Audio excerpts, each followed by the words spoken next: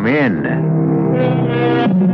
Welcome. I'm E.G. Marshall, your pilot on a mysterious cruise through the uncharted seas of your very own imagination. Vengeance is mine, I shall repay, saith the Lord. From this, we must assume that revenge belongs to him and to him alone, and that should end the matter, shouldn't it? But so many times, so many of us are so outraged by the painful fact that wrongdoers simply seem to get away with murder.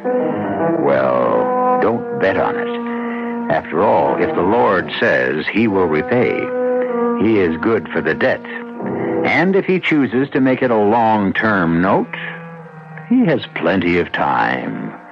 All of eternity. Rosa, look there. That car, it's out of control.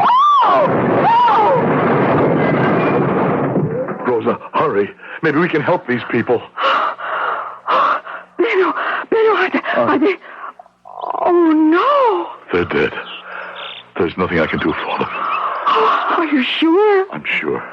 The impact of the crash, death was immediate. It's the Koenigs. The Koenigs? The people I told you about. The ones who have the papers and a visa to go to the United States. Oh. Poor souls. They waited so long to get on the quota. Rosa, you say they have papers? Well, then, why don't we... No, Benno. But how else? How else we'd be able to get to America? Benno, I don't think it's the right thing. Who'll ever know? Who'll ever care? Here, help me.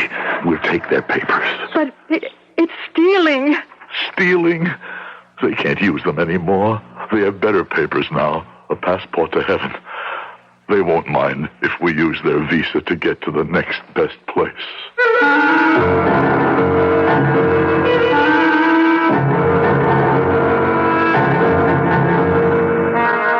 Our mystery drama, The Shadow of the Past, was written especially for the Mystery Theater by Sam Dan and stars Howard Da Silva. It is sponsored in part by Anheuser-Busch Incorporated, Brewers of Budweiser, and Buick Motor Division. I'll be back shortly with Act One. The neighborhood is old, run down. The buildings are crumbling and grimy. The neighborhood used to be a ghetto, a procession of many ghettos, as succeeding waves of immigrant nationalities paused here before moving on to the full promise of America. Now the neighborhood, strictly speaking, is no longer a ghetto. Some would call it a slum. Whatever. It still teems and pulses with closely packed humanity. It is still a melting pot, a crucible, a place for dreams and despair. Men and women throng the streets, move in and out of dingy shops, chat animatedly on the sidewalks, on the steps, from the windows. Little kids play jacks, hopscotch, jump rope. The older ones play stickball in the gutter, dodging the automobiles. That wiry kid at bat right now looks like he could hit that ball 3 sewers at least. See that swing, and there it goes. That ball must be at least 6 stories high. He'll pretty near make the end of the block. But watch the kid in the red shirt go after it. Look out for those people, red shirt. That fat man, the one with the briefcase in one hand and the notebook in the other. Look out!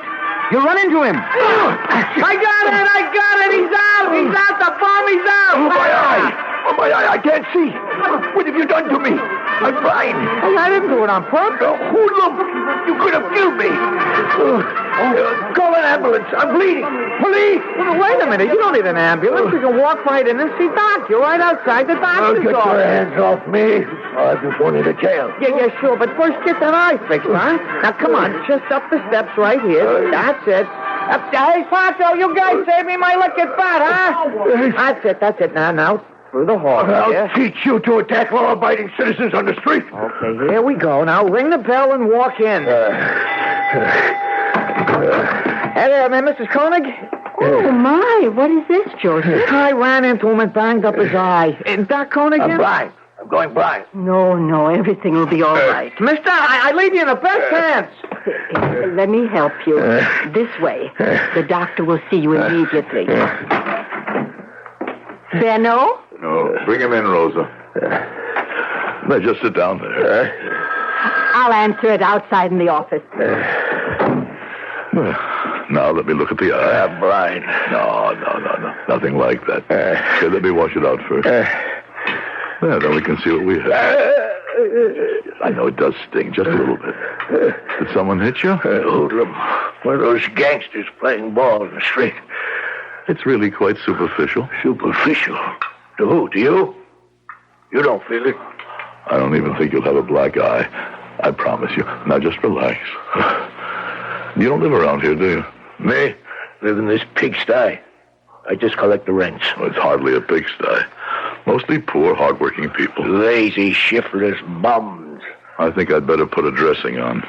You're a good doctor. Really? How can you tell? Hands. You got good hands. Sure. Swift. Light. Why do you waste yourself in this godforsaken neighborhood? I don't think God ever forsakes any neighborhood. Yes, that looks all right. It'll get better soon. Good. How much I owe you? Nothing. How do you expect to get rich if you charge nothing? Have we met before somewhere? No. I don't believe I had that pleasure. Your face is familiar, and your voice. You know what they say. They say everybody looks exactly like another person someplace in the world. Everybody has a double. Perhaps. And somewhere along the line, you must have met my double. It's possible. What kind of fellow was he, this double of mine? A fine figure of a man, I hope? No, he was the scum of the earth. That's funny. That's very funny. The face. The voice. And now the laugh. Meyer. You are Karl-Heinz Meyer, Commandant of the Oberdorn concentration camp. That's a lie. Is it? You don't remember me, Meyer? Why should you remember me? I was merely one of tens, hundreds of thousands. But I was a doctor, and I was useful, and so I lasted longer. I don't know what you're talking about. You thought I went up in smoke like all the others, but I didn't. You're making a mistake. You don't remember Sternberg? Dr. Benno Sternberg? Here, allow me to roll up my sleeve and present my credentials. Here, you can read the number you personally inscribed on my arm. What can you do? That's right. What can you do? Nothing. No one has anything against me anymore. I was cleared. You know yourself, all I did was obey orders. Place yourself in my position. I had a wife. I had a baby. What else could I do? I only obeyed orders and did what I was told. That's why I was acquitted. That's why I'm free. Karl-Heinz Meyer. How I dreamed of this moment. Now, it's over. Now, listen, Benno. Whatever it was, it's over. It's gone, forgotten.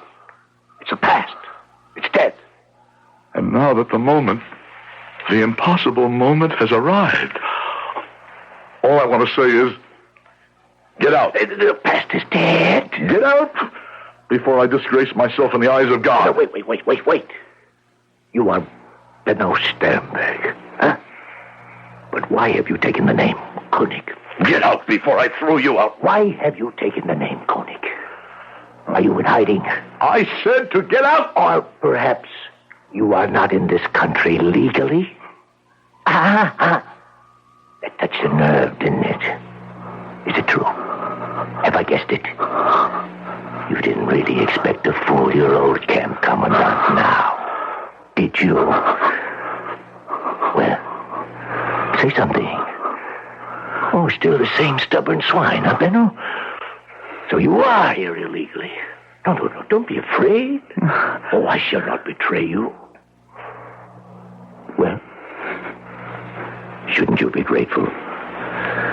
Shouldn't you make it worth my while to keep my mouth shut? Oh, say, I remember. I remember you had a wife. She was a pretty little thing. Oh, yes, indeed. I do remember. You dog, you nothing good.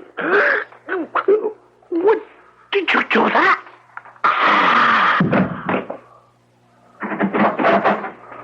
Oh, Benno, there's a patient outside. Close the door. What? Come in and close the door. Benno, what happened to him? He's dead. Dead? What do you mean dead? Why? I killed him. You... What are you saying? I drove a pair of scissors through his heart. No. You didn't recognize him when he came in, did you, Rosa? Recognize him? Meyer. Karl-Heinz Meyer. Do you remember? You had no right to kill him. I don't know what happened. Something. I looked at his face and I heard his voice. And suddenly, he became all their voices and all their boots and their bludgeons and their pistols and their faces. And there was the barbed wire, the stone walls, the screams, the smoke. All of us heard it together. To be beaten, tortured, murdered. And now, Benno, are you better than he is? You are a murderer, too. Rosa, the beast, he knew it once. He knew it once I was here illegally. At our age, to be homeless again. Homelessness is nothing new for us, Benno. But murder? No, you had no right to kill him. I know I had no right to kill him. But I did, and he's dead. You must call the police. And go to prison? Is that what I must do now? At my age? But the law says... Laws are made by politicians. Not this law, Benno. This law was made by God. I know. And this law is broken every day, everywhere, by hundreds, thousands of people. And he doesn't seem to be too upset about it. Oh, Benno, what are you saying? I am saying I will not give up my life for Karl-Heinz Meyer. I need your help, Rosa. I need your help. Oh, yes, Benno. I will help you.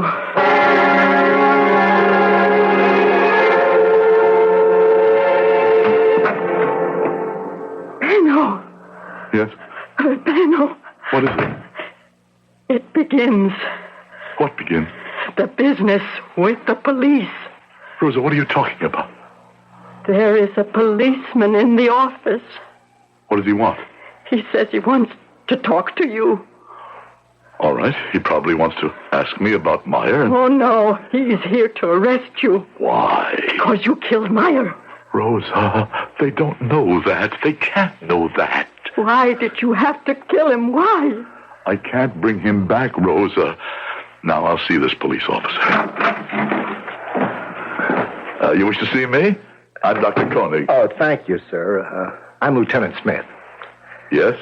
I appreciate your time, Doctor. This morning, the body of a man named Charles Meyer was found in an alleyway in back of this building. Yes, I heard about it. On the radio. Late yesterday afternoon, he was involved in a street accident outside. He was brought in here for treatment. His eye had been injured. Severely? Oh, quite superficially, but painful. When did he leave here? When? Oh, he was here for about 10 minutes, I suppose. And then he left? Yes. Were you acquainted with this Mr. Meyer? No. And when he left your office, that was the last you saw of him? Yes. Well, that's all, Dr. Koenig. Sorry I took up your time. That's all? That's all. Thank you. Goodbye. Lieutenant. Yes, Doctor? Do the police have any idea as to why he was murdered? Oh, well, that's open and shut. He had about $2,000 in rent collection money. Some local hoodlum was probably waiting for him. This can be a dangerous neighborhood. Well, goodbye, Doctor. Mrs. Koenig. Benno, I'm frightened. Of what? That police officer, he's a quiet man, but he's a clever man. He suspects you. Pull yourself together, Rosa. There's nothing to be afraid of. You heard what he said. It was robbery, that's all. Is that all? No, Rosa. Can we live with it, Benno? Yes, Rosa. We can live with it.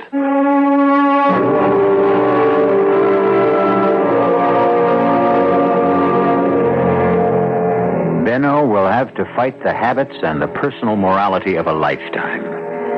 But if history teaches us anything at all, it is that man is adaptable. We'll see how well the good doctor adapts to his new role in just a few moments when I return with Act 2.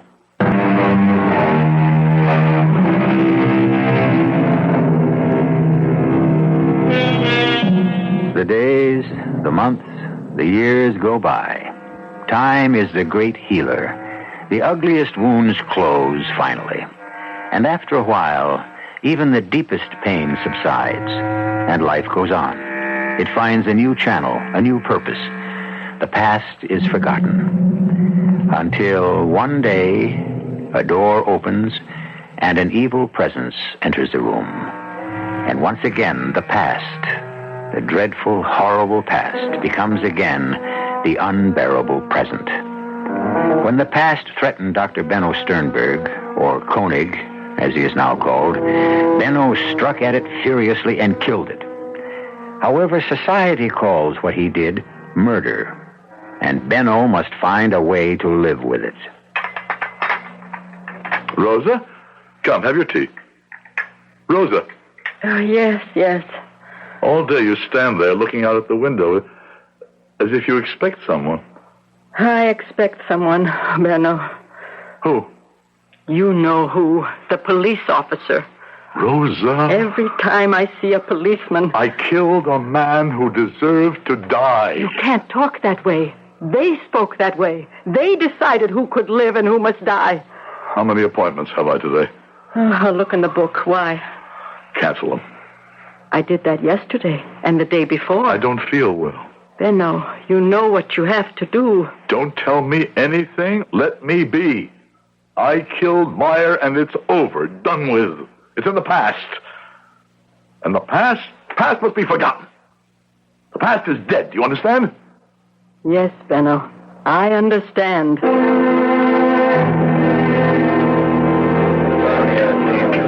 Well, yes, Lieutenant. It was the first of the month. Mr. Meyer, he comes into the place to collect his rent. I give him his money in $20 bills. Come the first of the month, he would start at the far end of the block with Domming's Meat Market.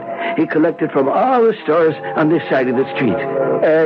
What kind of man was this, Mr. Meyer? Very methodical. On the dot. Always here 4 o'clock in the afternoon of the first day of the month. Always started collecting from the far end. Always wound up with me. Always, Mr. Shannon? Always, Lieutenant Smith. That last day, too. Sure. We chatted a bit about this and that, and I seen him to the door. Where did he go? Oh, just 10, 15 feet to the bus stop on the corner. Through for the day. Then one of the kids runs into him. Not meaning any harm, of course. And they bring him inside to the good doctor's place. It's the corner house next door. And that's the last I seen of him. You could always depend on him to show up 4 o'clock in the afternoon every first of the month. And you'd better have the rent.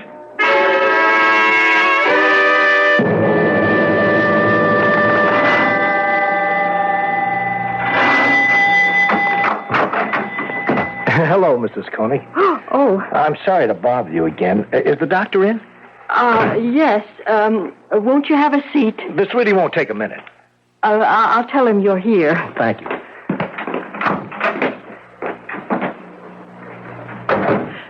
Benno, he's here, the police officer. Why is he here? Perhaps he wants to ask me a question. What? He was already here once. I don't know why he's here. He knows, I tell you, he knows. Be quiet. There's no way for him to know. I'll tell him to come in.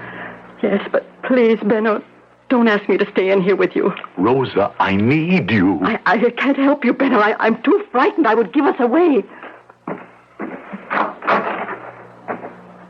Please, go inside, officer. The doctor will see you now. Oh, thank you. I'm sorry to impose again. It's all right, Lieutenant. I neglected to ask you something the other day. Yes? You said Mr. Meyer had been here for about 10 minutes. It might have been 15. I didn't think to check. Oh, well, that doesn't matter. That doesn't matter. Now, when he left the office, where did he go? Where did he go? Uh-huh. I would say he went out. Out to the street? Well, yes, out to the street. Well, there's also a back door that leads to the alleyway where his body was discovered. Could he have gone out that back door? No, he went out the front door. I see. Well, I'll have to pick up the trail from there somehow. Well, thank you again. It's nothing. Goodbye, Doctor. Goodbye, Mrs. Koenig. Goodbye. Rosa, Yes? I must lie down for a while. But you have an appointment to examine Mr. Kavlik in 15 minutes. I have to lie down. Cancel it. But that man doesn't have a telephone. That's not my problem. Benno. I can't do any work this afternoon. What did the officer want? Nothing. Then what's bothering you? Nothing's bothering me. I don't feel well. I'm 62 years old. Don't I have the right to feel ill once in a while?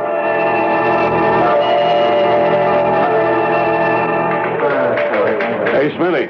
Yeah? How you doing on the Maya thing? Oh, I'm nowhere, Captain. Full week and I'm nowhere. I'll have to pull you off it. We got a gangland killing. Could I have a couple of more days? Well, this new thing won't go away. There's something about this Meyer killing that doesn't quite add up. Why doesn't it? Guy's smart. The whole neighborhood knows what he's carrying.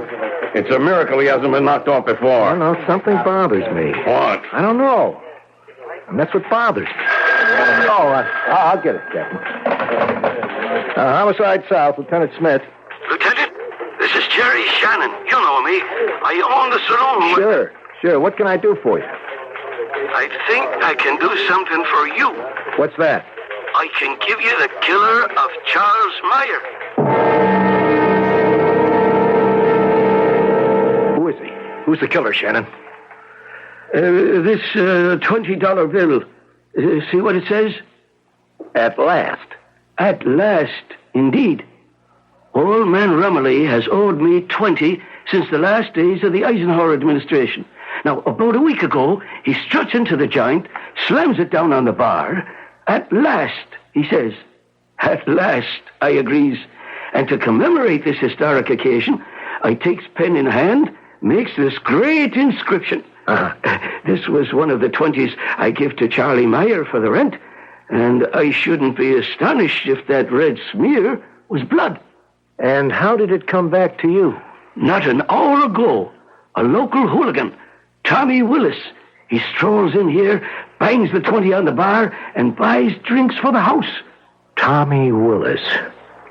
Yeah. Well, I guess that takes care of that. I'm being framed. Where'd you get the $2,000? I told you, a friend give it to me. What's his name? I told you, I don't remember. There's blood stains on these bills, blood stains on your jacket. How'd the blood get on your jacket, Tommy? I was shaving. You always wear a jacket when you shave, don't you, kid? You passed this bill at Shannon's bar. He swears it was one of the bills he paid Meyer with.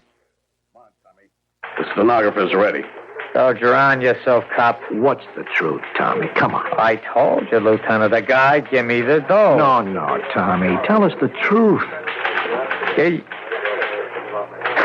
You wouldn't believe it. Well, what have you got to lose? We don't believe the story you're telling now, either. Okay, it's 1:30, 2 o'clock at night, see? I'm taking a shortcut through the alley. Yeah. It's dark. I trip over something. A guy. Now, I fall right on top of him. That's how come I got blood on the jacket. All right, go ahead.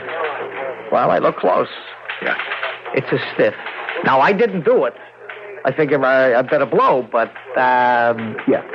But I figure as long as I'm there, maybe got some loose change on him, see? I reach in and I pull out a whole roll. So I'm rich, see? You gonna stick to that story, Tommy? The truth. Well, maybe the jury will believe you. You can't hang it on me. Poster, Daly, take him back. Wait a minute, I didn't do it. I go up against the jury with my rap, I'm gone for life. Now give me a break. Who wants coffee? What if he's telling the truth, Captain? Smitty, what are you saying? What if he's telling the truth? Come on, Smitty. The bills, the blood. It's open and shut. Yeah, maybe. Maybe what? Now, I could buy it if what? If when Meyer left the doctor's office, he went out the back way into the alley. But he didn't. According to the doctor, he went out the front door into the street. So? How could Tommy get him to go back there to the alley? Meyer was through for the day. If he left the front way, he'd be at the bus stop. So maybe he went out the back way. But Dr. Koenig says... Maybe I better check Dr. Koenig again.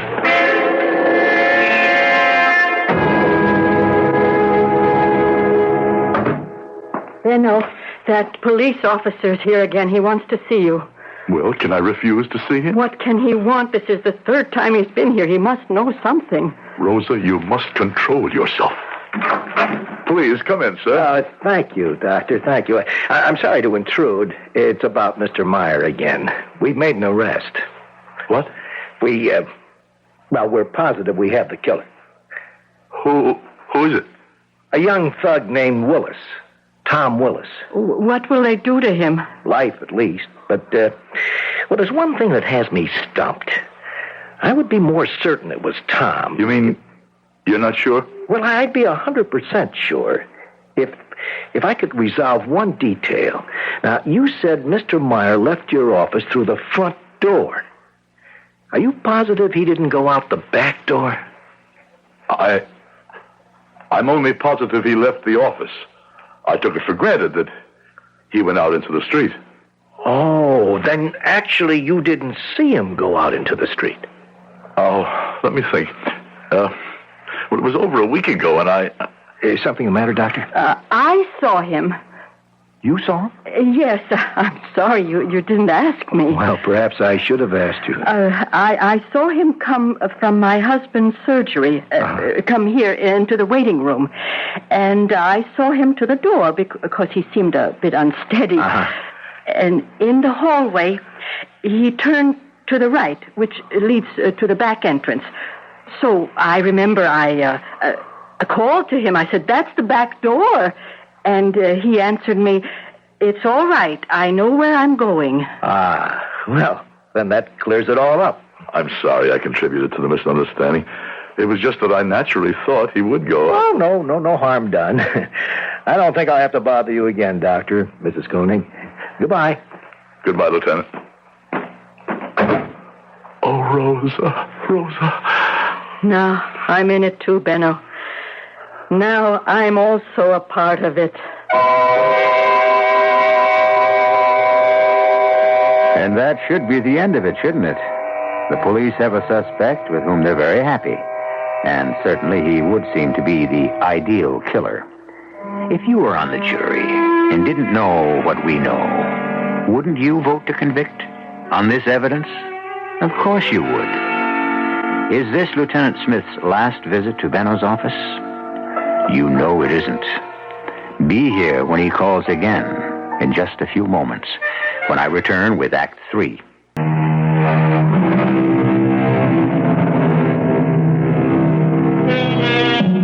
Who shall live and who shall die, and who shall make that decision? A 3-part question as old as mankind.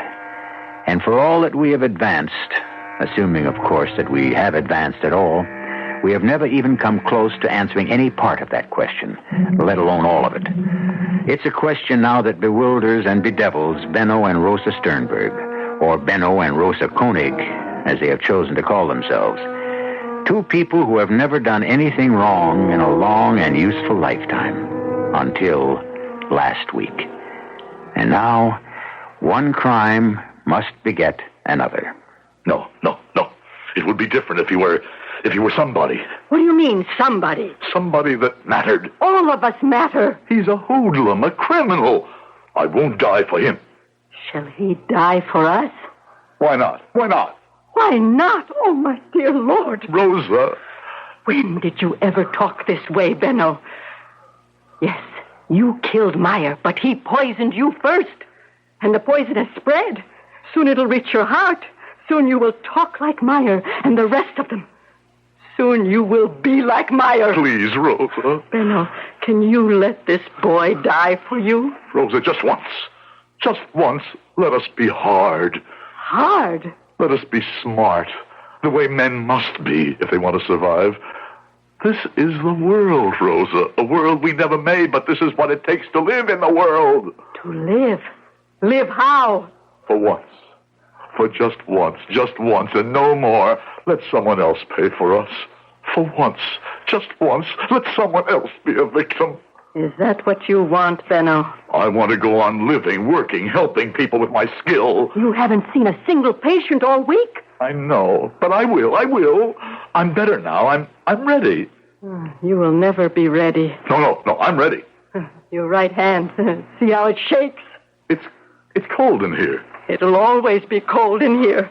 You must help me, Rosa. Oh, if I only could.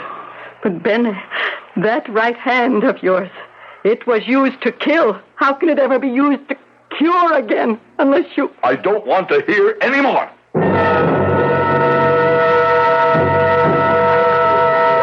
Well, Smithy, he's been indicted, and I see you're a hero. Did you read the papers? Quick, efficient, skillful police work by an alert team of homicide detectives led by Lieutenant Everett Smith. Was a good job, Smitty. Smitty. Yeah? What's the matter now? I don't know. I know you got the blahs. Once the excitement of a case is over, You know, I wish I could convince myself that it really should be over. What are you building to? Why did Meyer go out the back way? Hold the phone. When he went out the front way, you were unhappy because you didn't see how he could wind up in the back alley. Yeah, I know. Well, so now that we established he did go out the back way, shouldn't that tie it up? No. Why not? It does what it has to do. It puts him in the alley, where you needed him. I know, but... Yeah? What was he doing in that alley? Oh, come on, Smitty. No, look. Meyer was a smart apple. He had to be. Now, he's carrying a lot of money in a tough neighborhood. He's through for the day. The habits of 25 years should send him to the bus stop right outside of Shannon's bar, just outside of Dr. Koenig's apartment. So? So why doesn't he go right to the bus stop right after Koenig treats him? Well, maybe... Maybe what? What does he want to go into that back alley for? What sense does it make? You can't figure some guys. But you could figure him. He had a routine as steady as the clock, as regular as the calendar. Now, why would he go into the alley? Look, it's an interesting mental exercise, but we got work to do. Billingham, don't fight me. Go with me, just for a minute. Now, let's say that Tommy Willis didn't kill Meyer. But he did.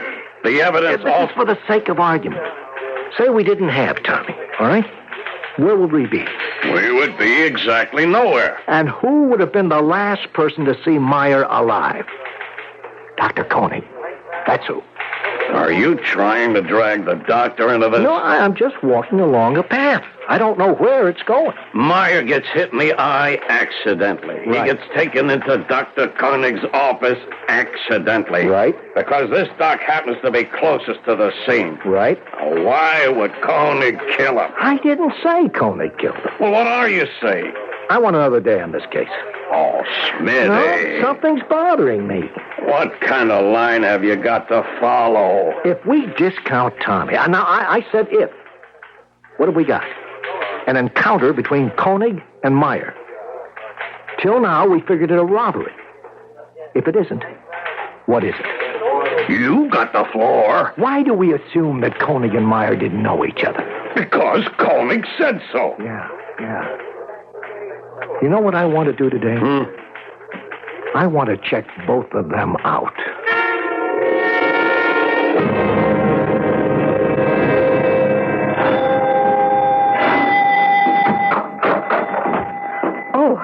Oh, good afternoon, Lieutenant. Good afternoon, Mrs. Koenig. Is the doctor in? Who rang the bell, Rose? Oh, I'd like to talk to you, Doctor. do you have some more questions? Well, I'm not here as a detective. I'm calling on you as a patient. A patient? Mm-hmm. Is something wrong? I have a problem. Yes? I don't know what to do. About what? I must reach a decision. Concerning something physical? No. It's a matter of, morals, ethics. But how can I help you? This sounds like more of a problem for a psychiatrist. A man like you, Doctor, who practices in a neighborhood like this, he knows quite a bit about human behavior.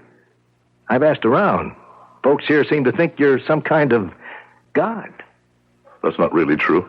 I just practice. I don't know what to do, and I want you to help me make up my mind. Well, if there's some way I can help. It has to do with Mr. Meyer. Mr. Meyer? Yes. You see, we have a young punk named Tommy Willis for the murder. It's a dream case for a prosecutor. He'll be set up for life. Understand? Yes. And he should be. Now, on the other hand, and I can't prove any of this, we have a Dr. Benno Koenig. Yes? A great man. What are you trying to say, Lieutenant? What I'm trying to say is very difficult, Doctor. That's why I'll need your help. Now, I checked out a Dr. Benno Koenig at the local medical association. They never heard of him. Benno. Let me continue, Mrs. Koenig. And no hospital ever heard of him either. So, I must assume that this Dr. Koenig, if he is a doctor, is practicing without a license. I am a doctor. Oh, I'm sure of it. I survived. Rosa and I, we survived the camps. Don't ask how. But when it was over, I wanted to come to this country. But I couldn't get on a quota. A friend of mine and his wife, they did. And they were killed in an accident. His name was Benno Koenig. We took the visa, the papers, but the only thing was, Koenig wasn't a doctor. I could come to this country under the name Benno Koenig, but I couldn't practice medicine. I see. But I must practice, or die. All those years in the camps, the thought that one day I could once again be a doctor, that's what kept me alive. I understand, Doctor. And so, for all these years, I have hidden myself here. I treat the poor, the forgotten, the hopeless. Who would bother me here? Who would think to ask? And then Meyer walked in. Meyer. Now, I can't prove any of this. Remember, I can't prove it. But Meyer, now he must have been part of your past. An evil part of your past. No. Don't answer me. And so, you killed him. I can understand that as a human being. I could even justify it. No. Please, don't talk. Remember, I can't prove any of this.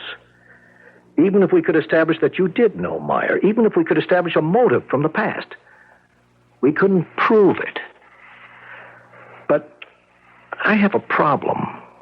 Yes. What to do about the fact that I have no license, no credentials to stop me from practicing? No. I'm a homicide detective. I'm not concerned with that. Well, maybe I should be, but in my business, on a practical basis, we have to overlook things every day. No, my problem is Tommy Willis. The boy. Now, I don't know what to do. I could forget everything and go on to my next case. Should I? I mean, after all, why shouldn't Tommy pay for Meyer? Why? Whom means more to the community, You or Tommy? And let me tell you something else. If Tommy beats this rap, he'll be back again in a day, a week, a month. He'll commit murder. That's where he's headed. Isn't this the best solution to the problem? Well, what? I've come for advice, Doctor.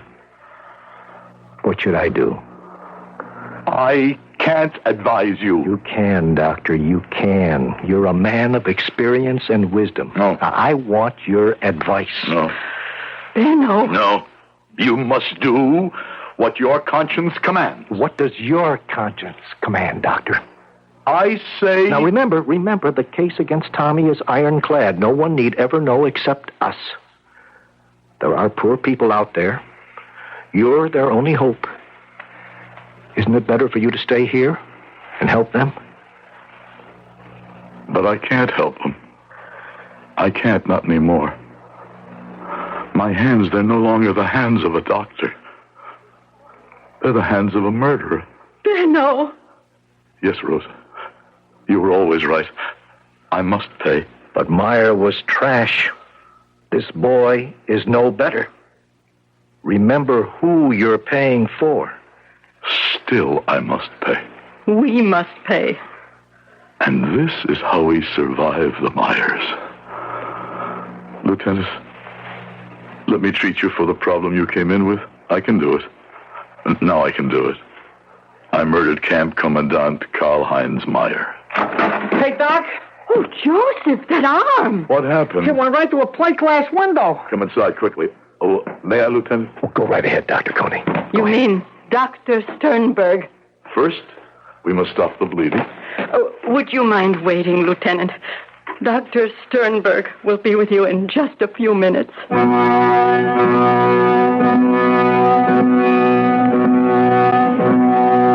Honesty may be the best policy, true. So why don't more people follow it? The answer is that the best things usually cost the most. And sometimes the price is too high to pay. But in the end, Benno and Rosa Sternberg paid it, the way they always paid it, gladly. Because once you're accustomed to the best, it's hard to settle for less. I'll be back shortly.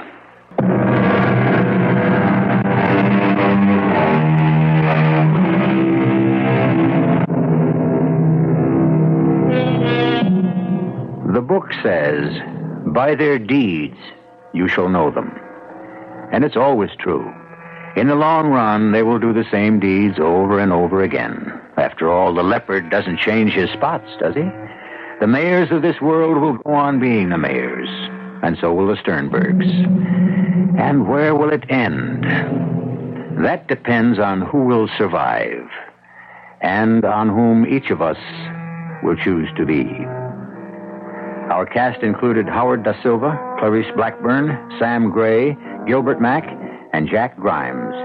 The entire production was under the direction of Hyman Brown. And now, a preview of our next tale.